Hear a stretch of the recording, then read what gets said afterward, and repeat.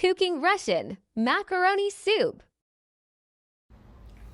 Hi guys! Good afternoon. A little bit evening.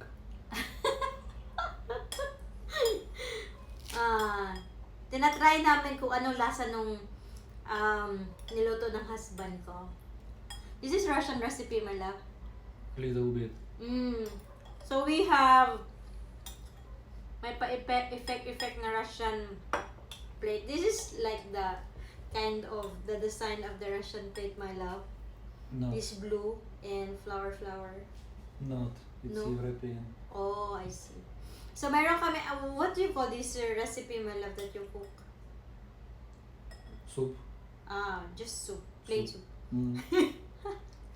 So meron tayong macaroni.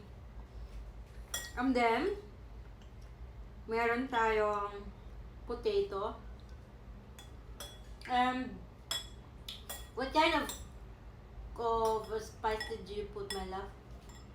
Basil. Mm-hmm. Italianis.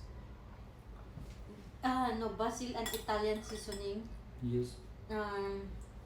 I've seen this coming from McCormick. Yeah? McCormick, no?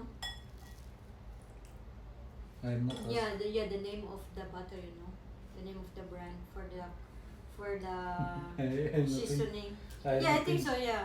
I'm not interested in this. Masarap naman ang lasa niya, guys. Kasi sa kanila, yung soup sa kanila na usual, parang ganito. Masarap ang lasa. Mala? How did Boil you... meat. Yeah, Next boil the boiling meat. Boiling And then water. potato. And then potato. And then... And then put spice. Put macaroni. macaroni. And that's it. After 5 minutes, possible. And that's it. Yeah? Yes.